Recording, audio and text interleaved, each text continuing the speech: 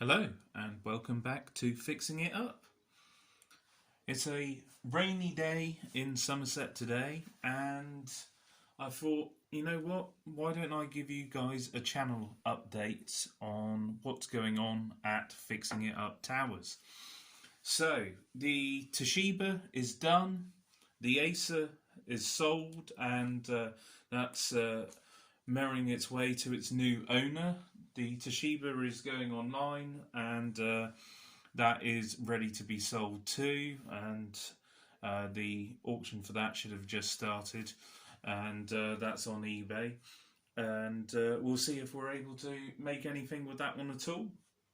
But the laptop is there, and like I say, I've tested it. I did have to put a USB Wi-Fi adapter in that one. The internal card is just not happy, causing Wi-Fi dropouts every few moments and poor performance and poor speed on that one.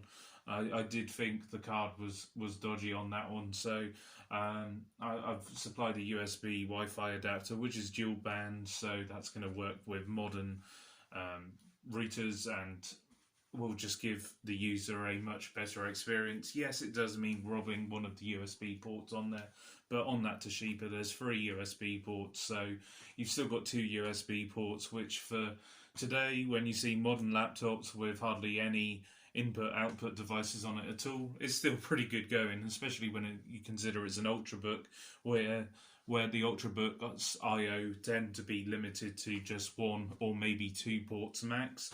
At least that does have 3. Obviously, I'm talking about this, and you're seeing a screen of a MicroStar International, or MSI, and I just wanted to bring you on to the next project, which is the MSI U180, a very popular netbook of its day. That's really where MicroStar International, or MSI, really started to take off and get known in the laptop world. They started quite late in laptop life, MSI. I remember them coming out in 2006, I believe, with their first laptops coming over to this country. I've used MSI components for a lot longer than that. MSI tended to be a bit like Asus, really. A component manufacturer to start off with, and then eventually they decided, well, why don't we, seeing we build the components and make the components go into other people's devices, why don't we have a go doing the whole shebang and making our own? That definitely seemed to be the case with Asus, and the same for MSI. And these MSI netbooks were incredibly popular, some coming with Linux Ubuntu back then, and some coming with Windows XP.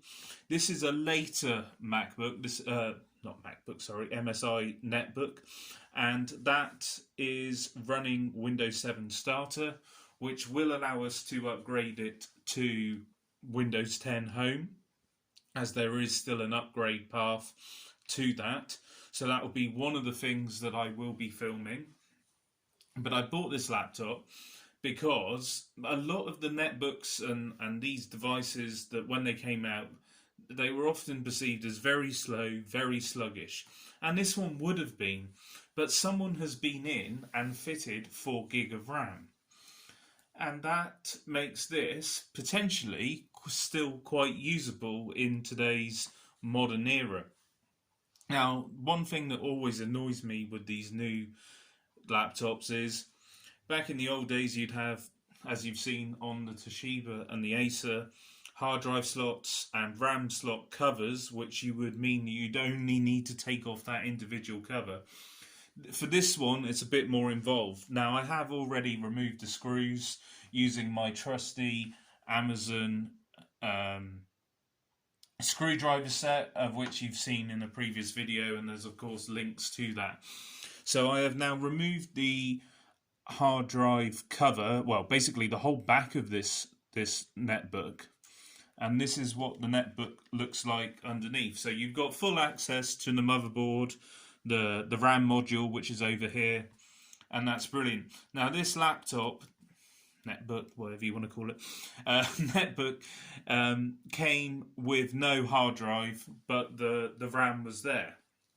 So I thought, why don't I basically have a go at fitting the Toshiba hard drive, the old hard drive that came out of the Toshiba, and see if that hard drive is okay. I mean, the Toshiba had slightly less RAM. I don't know whether that was holding it back or it just seemed to be so very sluggish, and I couldn't work out whether it was the hard drive at fault or not.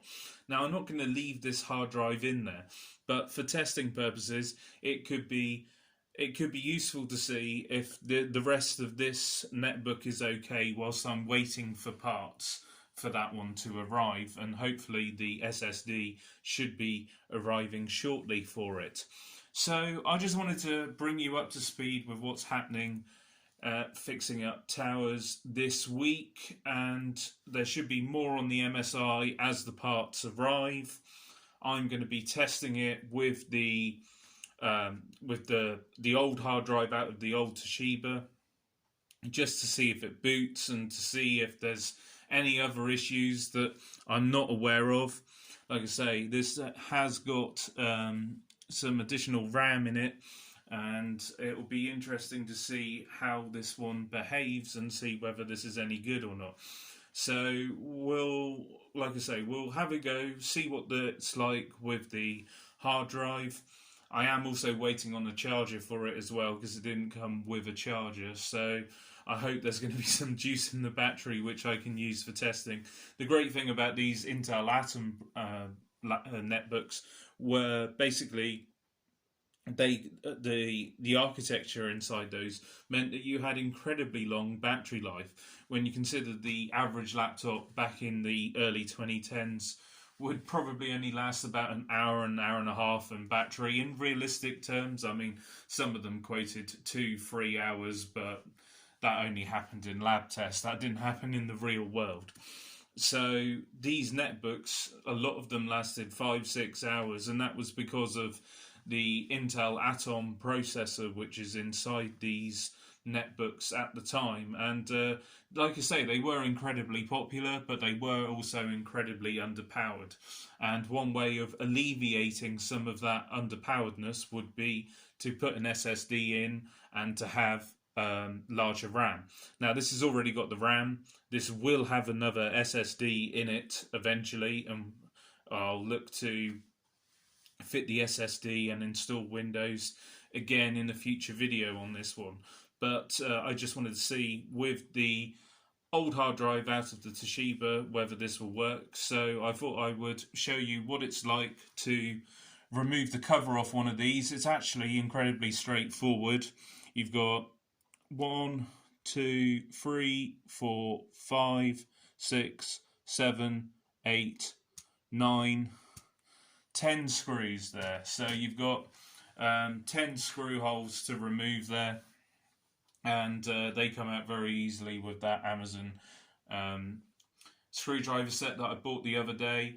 And also these little iPhone spludger devices, which again this kit came with, just helped me prise the lid off without damaging any components. Again, another reason why I'm so in love with this screwdriver kit. I know I've said it many times, but it is a wonderful device. So there we go. That's everything that's going on at Fixing Up Towers. Besides this, there is a Toshiba Tecra A9 that has arrived as well. That has no hard drive, no RAM, and will be a brilliant fixer-upper once I've actually got it sorted out. And that one will be coming up again in a future video. As you know, I've got experience with older Toshibas through my time working for Toshiba, so I'm hoping that one will be a real labour of love, because back then, you know, the Tecra A9 was the business laptop for the business user back then, and they were everywhere. And I've always wanted to do a Tecra A9 fixing it up video, so that will be coming very shortly too. Well, take care. Try not to get too wet if you're living in the UK right now, because it's been incredibly wet this weekend. Have a good one, and we'll see you again in another video. Don't forget to like, subscribe and share. All the best. Bye for now.